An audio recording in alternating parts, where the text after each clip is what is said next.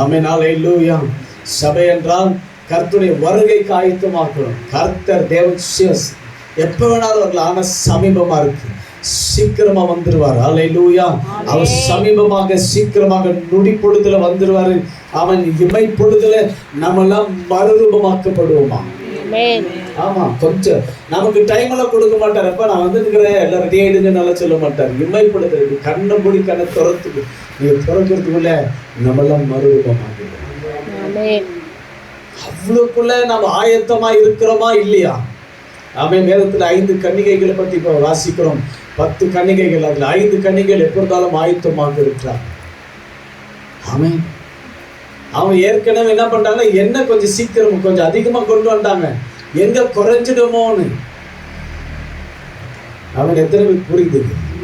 அதிகமா கொண்டு வரணும்னா அவ்வளவு ஈஸியில், அதுக்காக உழைக்கணும், அதுக்காக கஷ்டப்படணும். யாராச்சும் ஓசியில கொடுத்துருவாங்களா என்னைய? இல்ல. இன்னும் 5 கன்னிகைகள் என்ன பண்ணாங்கன்னா, எப்படியாச்சும் பார்த்து கடன் வாங்கிக்கலான்னு கடன் வாங்குற பிசினஸ் எல்லாம் வேலைக்காக. எப்படி உழைத்து நம்மோடு கூட வைத்துக் கொள்ளுகிற எண்ணெய் தான் நமக்கு உதவியா இருக்கும். உங்களுக்கு புரியுதா? கூட எண்ணெய் கொண்டு வரணும்னா அவ்வளவு ஈஸி இல்லை. அதுக்காக உழைக்கணும், கஷ்டப்படணும். அவன் இரவும் பகலும் அதற்காக காத்திருக்கணும். அந்த எண்ணெய் கொண்டு வரணும்னா போயிட்டு வாங்கணும்னா போயிட்டு அவ்வளவு ஈஸியும் இல்லை. அந்த எண்ணெய் உங்களுடைய ஆத்மாவுக்கு சமம். உங்களுடைய ஆத்மாவை பாதுகாத்துக்கொள்ளும். ஆயத்தப்படுத்தோம்னா நாம் ஆயத்தப்படுத்தணும், நாம் வேலை செய்யணும். சோம்பேறிங்க தான் என்ன பண்ணுவாங்க, கடன் வாங்கி கடன் வாங்கி கடன் வாங்கி கடன் மேல் கடன். ஆமென். ஏகத்துக்கு அப்படியெல்லாம் போக முடியாது. சோம்பேறிகள் போகவே முடியாது, நான் சொல்றேன். ஆமென். இடத்துல அழகான ஒரு வசனம் சொல்லுகிறது பாருங்க. 23வது வசனத்தை சொல்லுகிறது பாருங்க, வாசிங்க. ஸ்தோத்திர பலி இடுகிறவன் என்னை மகிமைப்படுத்துகிறான், தன் வழியை செவைப்படுத்துகிறவனுக்கு தேவனுடைய ரட்சிப்பை வெளிப்படுத்துவேன். ஹல்லேலூயா.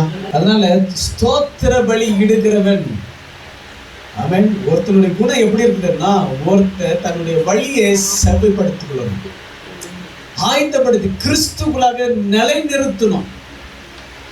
அவன் தான் ஸ்தோத்திர பலி பண்ண முடியும். தேவனுக்கு ஸ்தோத்திரத்தை ஏறெடுக்க முடியும்.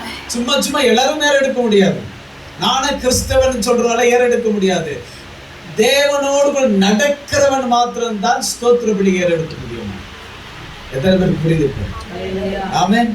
நானும் சர்ச்சுக்கு போறேன், நல்ல பெந்தகோஸ்காரன், ஆமென், நல்லா அங்க மியூசிக் இருக்கு, நல்ல ஆராதனை நடத்துறாங்க, நானும் பாட்டு படிக்கிறேன்னா அப்படியெல்லாம் இல்லை. தேவனோடு கூட தேவனுக்காக தன்னுடைய வாழ்க்கை தேவனை போல மாற்றிக்கொண்டு அவரோடு நடக்கிற மனுஷன் மாத்திரம்தான் ஸ்தோத்திர பலி ஏறெடுக்க முடியும். ஏன்னா வாயில ஸ்தோத்திரம் வராது.